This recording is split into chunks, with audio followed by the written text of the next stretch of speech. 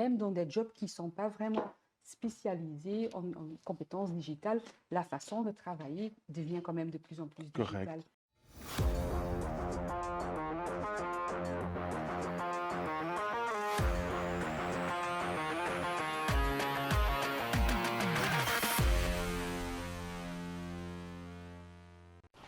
Bonjour à tous et merci de nous retrouver pour la suite donc de ce Geek Summit. Et nous ne sommes pas seuls parce que nous allons entamer notre tout premier débat, notre première discussion. Et je ne suis pas seule car je suis accompagnée à ma gauche, ici, donc Kathleen van de Kerkhove, qui est directeur People and Organizational Development pour Proximus. Kathleen, comment allez-vous? Ça va très bien, merci. Et puis, à ma droite, donc, je suis accompagnée de Jeroen Fransen, Lead Expert Talent et Labor Market pour Agoria. Comment allez-vous? Merci, très bien. Merci pour l'accueil. Il n'y a aucun souci. Merci d'être présent. Merci à tous les deux d'être présents aujourd'hui. Donc, nous avons comme thème ici donc, les challenges du digital dans les formations continues pour les entreprises. Alors, pour introduire un petit peu, donc, le marché du travail a été fortement ébranlé par le Covid-19. Nous nous sommes retrouvés donc avec des travailleurs qui devaient se réorienter, qui se sont retrouvés en télétravail. Et justement, ma question est, est-ce que le Covid, justement, a été un accélérateur de formation continue? Déjà avant la situation Covid, il y avait pas mal de défis pour les entreprises. Donc, il y a quand même une grande partie d'entreprises qui connaissent une forte croissance et qui doivent donc recruter dans un monde de marché de travail où il y a quand même pas mal de pénuries. Premier défi, l'activation et le recrutement. Deuxième défi, tout change dans un monde qui se digitalise, de nouvelles technologies, de nouveaux marchés, nouveaux business models. Et là, donc, les gens qui travaillent doivent garder à jour leurs compétences pour rester relevants. Et il y a un troisième défi, c'est que la digitalisation fait disparaître quelques jobs, quelques rôles. Et donc, il faut anticiper, il faut reconvertir, entre guillemets, les gens vers d'autres rôles, d'autres fonctions au sein de l'entreprise. Donc, je crois que ces trois défis très importants qui datent déjà d'avant la crise Covid. Mais la crise Covid est peut-être un facteur d'accélération. Est-ce que vous rejoignez cet avis? Je suis tout à fait d'accord avec ça. Alors, l'impact de la digitalisation sur les besoins de formation avait déjà commencé fortement avant. Je peux aussi dire que chez Proximus, je trouve qu'on était quand même assez prêts pour faire le télétravail, mais ça a quand même quelque part aidé à sensibiliser les gens du fait de l'importance de pouvoir travailler de manière à distance, digitale et tout ça. Mais les efforts pour vraiment faire l'upskilling des employés a déjà commencé largement avant le Covid. Et je pense que c'est plutôt aussi dans la façon à laquelle on organise les formations, la façon à laquelle on forme les gens. Ça a quand même changé aussi parce que tout ce qui est virtuel, digital est devenu encore beaucoup plus important et on a aussi senti beaucoup plus de motivation par rapport à ça. Alors je sens qu'il y a quand même une tendance vers diminuer un peu les formations classicales vers tout ce qui est digital. Blended virtual learning qui fait que ça peut aussi accélérer l'apprentissage de nos collaborateurs. Et justement, qu'est-ce que vous mettez en place au sein de Proximus pour remettre à jour constamment les upskills des... On a énormément d'initiatives et alors les années passées, on a quand même fait des efforts énormes pour vraiment faire en sorte que les employés ont les possibilités de se mettre à niveau. Mais c'est quelque chose ça se termine jamais. Et alors, on a fait des choses pour expliquer un peu et démystifier un peu c'est quoi la digitalisation, c'est quoi les compétences, parce que ça, c'est déjà la première question. Allez, les gens veulent bien se former, mais dans quoi et qu'est-ce qu'il faut apprendre et expliquer un peu l'impact de tout ça sur la façon de travailler. Un autre élément, c'est quand même aussi faire en sorte que dans leur métier même, les gens restent à jour. Et un troisième élément qui est clé chez nous, c'est aussi faire en sorte que les collaborateurs ont la possibilité de découvrir d'autres domaines. Alors là, on a quand même mis en place des programmes de reskilling, soit vraiment pour des populations spécifiques, mais aussi d'une manière beaucoup plus large, pour tout le monde qui a envie d'apprendre, d'explorer d'autres domaines et vraiment aussi d'apprendre d'autres métiers et de pouvoir devenir d'apprendre une autre profession et prendre un autre job dans la société. Mais ce qui est crucial dans tout ça, c'est le fait que c'est continu et c'est aussi la volonté, la motivation et la stimulation des employés de prendre leur propre carrière en main et d'aller explorer eux-mêmes tout le temps les possibilités d'apprendre et de se former en continu. Et comment mettre en œuvre justement ça, donc les formations en continu, comment les mettre en œuvre? Ben, je comprends tout à fait ce que Kathleen explique. Pour moi, il y a deux conditions très importantes. Proximus, c'est une grande entreprise qui a appris à bien décrire ou bien expliquer sa stratégie pour le futur. Il faut bien souligner qu'une grande partie des entreprises, souvent les PME, ont des difficultés de traduire leur stratégie pour le futur en termes de compétences. Donc déjà expliquer, déjà planifier ces ressources pour le futur est un grand défi pour pas mal d'entreprises. Deuxièmement, l'individu a souvent aussi des difficultés à s'exprimer sur ses compétences, ses talents, ses ambitions, sur ce qu'il ou elle aimerait faire, mais aussi sur ce qu'il ou elle n'arrive pas encore à faire. Parce que ça, c'est clé pour un bon plan de carrière, pour un bon plan de formation, c'est de dire, voilà, je maîtrise ça, et ça, je ne maîtrise pas. Et alors, une entreprise avec l'individu pourrait faire trois choses. On pourrait dire, OK, moi personnellement, je m'engage à apprendre telle ou telle compétence. Je veux améliorer mon français et là, je prends la responsabilité moi-même. Avec l'entreprise, vous pouvez trouver un accord sur un plan de développement orienté intelligence artificielle, par exemple. Et peut-être qu'il y a quelques compétences, quelques tâches que vous ne voulez pas faire. Et alors, c'est au niveau de la constitution du team qu'il faut résoudre cette manque de compétences. Donc, je crois qu'une bonne analyse de la direction de l'entreprise et du potentiel de l'individu est clé pour un bon plan de formation. Et justement, vous allez dire quelque chose, pardon? Oui. Vous pouvez poser la question. Non, j'allais varier sur autre chose, donc vous pouvez. Non, je voulais juste dire que même chez nous, et je pense qu'il y a beaucoup de sociétés ont des difficultés avec ça, c'est vraiment de pouvoir estimer c'est quoi les compétences clés du futur parce que ça évolue tout le temps et alors c'est quelque chose qui change en permanence et en plus aussi faire les liens avec, voilà, ça sont les compétences du futur, mais ça sont aussi les compétences ou les jobs qui sont en réduction. Et comment est-ce qu'on peut faire justement ce transfert? Alors, pour nous, c'est vraiment un exercice continu. Et c'est vraiment aussi un défi pour nous. Et c'est quelque chose qu'on veut absolument faire. C'est créer énormément de possibilités et d'opportunités aux gens pour vraiment stimuler le choix individuel de chaque employé dans la société. C'est quelque chose qui est clé pour vraiment créer cette mindset et cette atmosphère d'une vraie culture d'apprentissage, je pense. Et justement, est-ce que vous avez constaté peut-être des évolutions ou une plus forte demande ces derniers temps ou pas? Donc avant ou maintenant, aujourd'hui, donc on est post-Covid, est-ce que vous avez peut-être constaté une plus forte demande chez vous voilà. Oui, donc comme je viens de dire, le Covid est un facteur d'accélération. Donc on constate que le nombre de compétences numériques qui est demandé a fortement augmenté et quand on analyse les vacatures, on constate aussi que pour chaque job, pour une personne avec un peu moins de qualifications, il y a 5 jobs pour une personne avec beaucoup de qualifications. Avant Covid, cette relation était un job sur 3. Donc là, on peut quand même constater que Covid est un facteur d'accélération. Je pense aussi que quelque part, dans les jobs existants, et pas nécessairement pas les jobs comme cyber security specialist ou data engineer, mais on voit aussi dans d'autres jobs, il y a un changement dans le besoin des compétences digitales. Alors je m'explique, par exemple chez nous dans les shops, à un certain moment on a quand même dû fermer les magasins, les shops, et alors à ce moment-là les employés qui travaillent là-bas ont commencé à donner du support par helpdesk et par téléphone et aussi par communication via multimédia, social media, tout ça. Et ça change aussi un peu la façon de travailler. Alors même dans des jobs qui ne sont pas vraiment spécialisés en compétences digitales, la façon de travailler devient quand même de plus en plus digitale. Et ce n'est pas uniquement d'autres jobs, mais c'est dans les jobs même qu'il y a aussi énormément d'évolution. Et là, je pense que le Covid a quand même joué aussi un impact.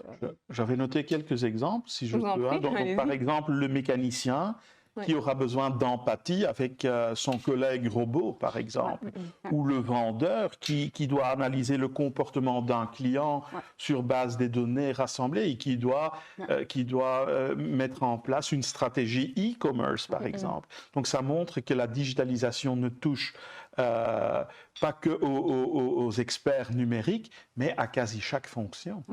Effectivement, oui. Et pour revenir justement avec votre exemple donc de Proximus, que beaucoup donc, se sont retrouvés puisque les magasins ont fermé, beaucoup ont dû donc travailler voilà, à la maison, faire du home working et aider donc à distance. Est-ce que vous avez peut-être constaté peut-être une série de burn-out ou de lâchage peut-être de la part de vos employés? On sent que les gens, parce qu'on a aussi fait une enquête de satisfaction des employés, et alors en termes de burn-out, on voit que c'est quand même plus ou moins égal par rapport à l'année passée et par rapport aux années précédentes, et même un peu même en diminution. Ce qu'on a quand même vu, c'est qu'il y a quand même un besoin fort d'être connecté avec les collègues. Alors ça, c'est quelque chose qui s'est exprimé très fort dans cette enquête, c'est d'être en contact avec les collègues, parce que bien sûr, on fait énormément de réunions virtuelles, mais il y a quand même les contacts informels qui nous manquent énormément, et ça a un impact sur, comment je vais dire, l'énergie des gens. C'est quand même très, très fatigant d'être toute la journée en réunion virtuelle. Et ça, c'est quelque chose qui est clair et net, que là, il y a un besoin de se revoir, se retrouver au bureau avec les collègues. Donc, au fait, même pour le futur, il serait même préférable d'un petit peu, de ce que j'ai pu comprendre, moins viser du digital dans ce côté-là, au fait. Pour moi, la technologie, la digitalisation devrait servir le confort des gens. Donc, éviter les tâches répétitives, éviter les tâches dangereuses et vraiment supporter les gens dans leur travail de chaque jour. En fait, la digitalisation sert, si vous voulez, à humaniser le travail, de sorte que les gens peuvent vraiment mettre en avant leur valeur ajoutée humaine, en fait. Donc, c'est la combinaison de la technologie et l'humain qu'il faut mettre en avant. Oui, pardon. Enfin, je pense que là, on va encore faire une grande évolution. Chez Proximus, nous avons déjà beaucoup investi dans tout ce qui est nouvelles technologies, de collaborer, de partager des informations et tout ça. Maintenant, quand on va retourner au bureau, on va aller vers 2 jours au bureau, 3 jours de home working. Et ça veut dire qu'on va quand même aussi encore évoluer vers d'autres manières de travailler et alors revenir au bureau pour les activités qui ont du sens de se voir et vraiment les activités de collaboration partagée, créative et tout ça. Et les autres types de travail, on peut faire à la maison. Et là, la technologie est bien sûr, et les compétences digitales ou les compétences pour pouvoir travailler de manière digitale sont vraiment clés pour pouvoir faire ça de manière efficace. Mais il s'agit quand même aussi d'un bon équilibre entre les deux. Ouais. Mais justement, comment rassurer au fait les personnes qui donc, se retrouvent du jour au lendemain à devoir s'investir complètement dans le digital parce que son travail devient automatisé. Comment rassurer ces personnes et dire voilà, il faut voilà, se réorienter, s'investir dans une formation continue. Comment rassurer cette personne? Je veux rassurer les gens en disant que pour chaque job supprimé dans notre système économique, on va créer 3 nouveaux emplois, 3 nouvelles demandes de jobs entre aujourd'hui et 2030. Donc, il y a des opportunités, non seulement dans le domaine du numérique, mais aussi dans les soins de santé, le monde de l'enseignement. Mais je ne veux pas rassurer trop les gens. Parce que quand même, il faut commencer à avoir l'habitude de travailler avec les outils numériques. Ceux qui ne vont pas commencer à développer ces compétences vont quand même avoir un désavantage, et un désavantage qui, à un moment donné, va les lancer dans le chômage. Ça, c'est clair. Donc, il y a des opportunités pour tout le monde, mais pas sans devenir actif. Et je suis chez Agoria responsable d'un programme qui s'appelle Be the Change, regarder le changement aux yeux de manière active et pas passive. Vous pouvez m'en dire plus sur Be the Change? En fait, Be the Change est un programme qui analyse l'impact de la digitalisation sur le marché du travail belge. On analyse en chiffres l'évolution de la demande, profil par profil et secteur par secteur. Et de l'autre côté, il y a aussi un aspect qualitatif qui parle des compétences dont on a déjà actuellement besoin, mais dont on aura encore beaucoup plus besoin entre aujourd'hui et 2030. Donc là, on a cartographié cet impact parce qu'on sentait quand même une certaine angoisse par rapport à la digitalisation. Et justement, donc une question un petit peu plus large. Est-ce que donc tous les deux, vous êtes optimistes pour l'avenir du digital en Belgique alors? Oui, moi je suis très optimiste par rapport à ça parce que je vois qu'il y a énormément d'opportunités et ça va beaucoup plus loin que juste aller travailler d'une autre manière ou acquérir d'autres compétences. Je pense qu'il y a aussi beaucoup de choses qu'on va avoir en retour et ça veut dire aussi qu'on va pouvoir faire un travail qui est peut-être plus qualitatif, qui va aussi beaucoup plus sur les soft skills et qu'on va pouvoir automatiser un peu ce qui est un peu du travail basique et ça veut dire que les employés vont quand même avoir la possibilité de se développer et de s'épanouir dans ce qu'ils font. Alors, je suis très optimiste par rapport à ça. Et aussi par rapport au fait que ça crée quand même des belles opportunités. C'est vrai qu'il faut quelque part sensibiliser les employés, mais les gens qui ont envie de s'investir, le sky is the limit. Et ça veut dire qu'on va aussi beaucoup plus vers une culture où un diplôme en soi, c'est peut-être plus très important, mais c'est ce que vous faites après. Et ça veut dire que you can become what you want. Correct. Optimiste, moi aussi, mais avec une flexibilité des deux côtés. Ouais. Donc, une flexibilité des employeurs pour organiser le travail un peu plus agile, comme on dit, mais aussi une flexibilité demandée à l'individu pour vraiment découvrir quel est son rôle préféré, jouer des rôles dans plusieurs projets. Vous savez, les fonctions et les contrats ne vont plus être au cœur de l'organisation de notre travail. Ce seront les projets et les rôles. Et ces projets et ces rôles offrent et demandent à la fois la flexibilité. Et je crois que c'est dans un tel esprit qu'il faut avancer. Justement, donc je fais un petit tour du côté du chat. On a quelques réactions assez positives. Je n'ai pas de questions, donc je pense que c'est quand même assez clair. Je ne sais pas si peut-être vous avez quelque chose à rajouter ou peut-être un exemple à proposer. En fait, chez Agoria, on a développé ce qu'on appelle le DG Skills Passport. Vous pouvez tout simplement le trouver sur Internet. Et le DG Skills Passport permet de feuilleter un peu dans 27 compétences importantes sur le marché du travail actuellement, mais qui vont devenir de plus en plus importantes dans les années à venir. Et il ne s'agit pas d'une test, mais tout simplement, vous pouvez indiquer quel est le niveau dans lequel je me reconnais le plus. Et alors, après, vous pouvez comparer avec la fonction que vous voulez pour voir où sont mes compétences à développer aujourd'hui et pour le futur. Donc, découvrez, si je peux donner un message, découvrez le DG Skills Passport. Et peut-être un mot pour... Oui, en fait, quelque chose que je voulais quand même encore ajouter au débat, c'est le fait qu'on parle beaucoup des formations, mais je pense que de plus en plus, et peut-être encore plus important que les formations, c'est un environnement de travail, c'est un style de leadership qui fait en sorte que la curiosité des gens est stimulée et que au courant du travail, on the job, les employés ont la possibilité d'être curieux, de se poser des questions, de faire d'autres projets et de développer les compétences parce que ça doit aussi aller toujours de plus en plus vite. Alors, aller suivre une formation quelque part, ça prend du temps. Et alors, je pense qu'on a en tant qu'employeur une responsabilité énorme par rapport à vraiment créer un environnement de travail qui stimule l'apprentissage quotidien. C'est encore beaucoup plus important qu'organiser des formations. Et diversifier au niveau de la méthode de formation.